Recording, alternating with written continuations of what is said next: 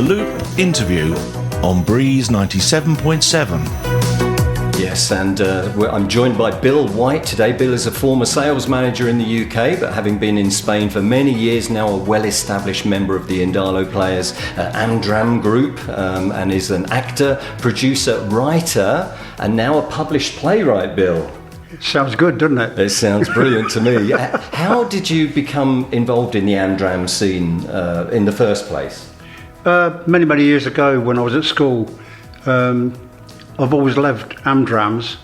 Unfortunately, the school I went to, you didn't do that kind of thing, otherwise you got beat up. Oh, really? But when I left school, I joined a lovely group called the Reading Youth Theatre Club.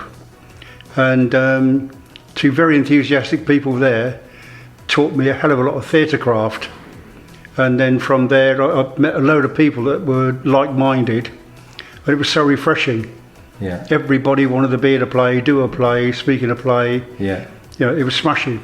And you've been involved in it in Spain as well through the Indalo Players for a long time. Oh yeah, when we came over to Spain, it's one of the first things I did was to enrol with the Indalo Players, lovely group. Yeah. And the first thing I did with them was a thing called the End of the Pier show, which was a lot of fun. Yeah. A lot of fun. But then I started being in plays and that kind of stuff. Yeah, yeah. And gradually graduated to where I am now. Yes, yeah. And I saw you in through the woods, into the river and through the woods, into the woods and through the river. I think, yeah. A year ago. I really enjoyed that play. Yeah. The whole cast did. It was a really delightful play to be in. Yeah, yeah. There was a line in that play where he says, every morning when I wake up, for about 30 seconds I don't think I'm ill. And I know how that feels now.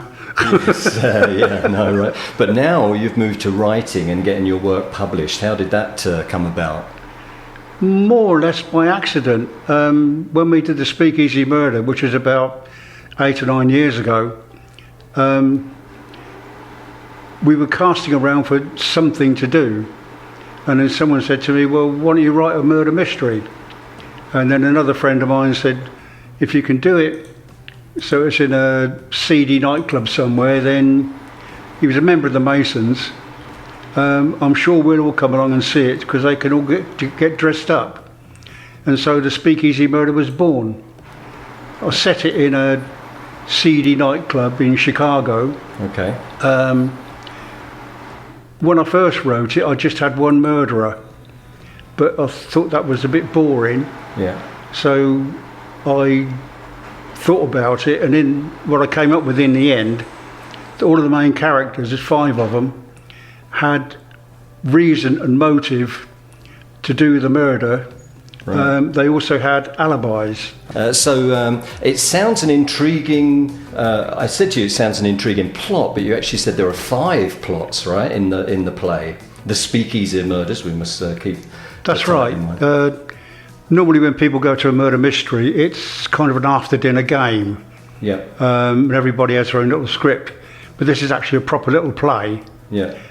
All the characters are interlinked in some way in the past.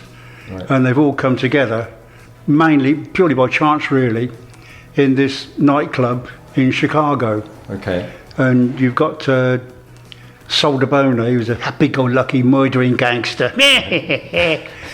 And you've got Moose, his bodyguard. Yeah. I used to be a contender, you know.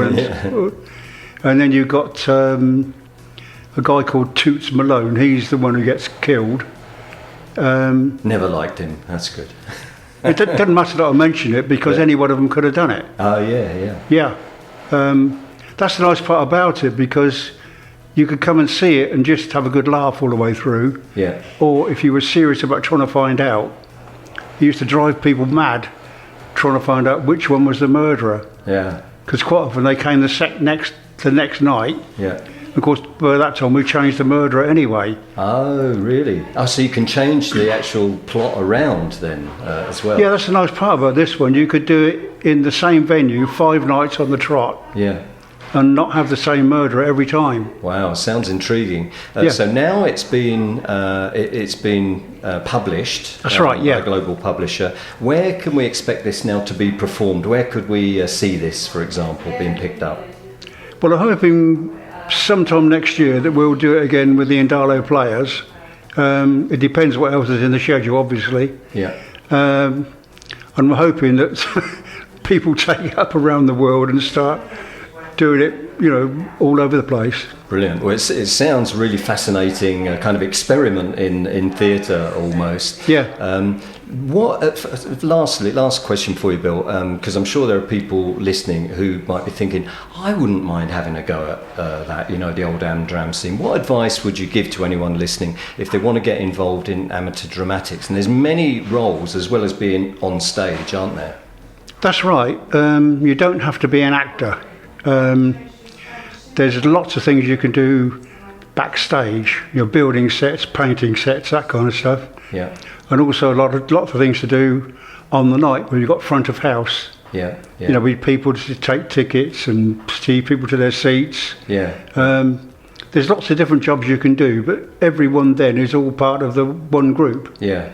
And it's a really happy group. Yeah. And it's a pleasure, being with them. Yeah, because there are groups, the Indalo Players, of course, there's the Lovies, I think, are in Manhattan. Oh, the Lovies, you've got ITG, there's several groups. And they'll all welcome you with open arms, won't they? Yeah, quite often they use some of our actors and we use some of theirs. Yeah. There's a good relationship between all of us. Yeah. And we swap costumes and swap sets and that kind of thing. Brilliant. Well, look forward to seeing a listener on stage in the future. Thanks, Bill. It's been a treat to have you today. Good luck with the Speakeasy Murders. When it's on next year, I'm definitely coming. I'm definitely going to be in the front thanks row. very much. Thanks, Russ. Thanks a lot, Bill. That's great. And of course, we are your community radio station, which is why we do host these loop interviews with local people doing great local things. And that's Bill White from the Indalo Players.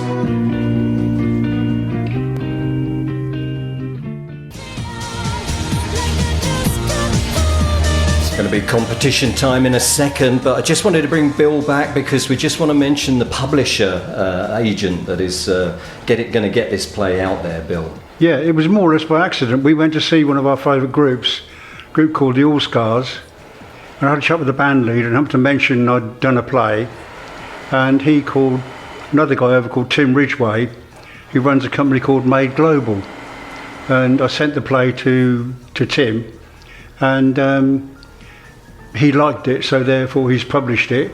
Yeah. And I've been a thorn in his side ever since. But I think we're still friends. Oh, great. Very good. Well, thanks for that. Happy to put that record straight. And we know the All Scars well here, of course, on Breeze. So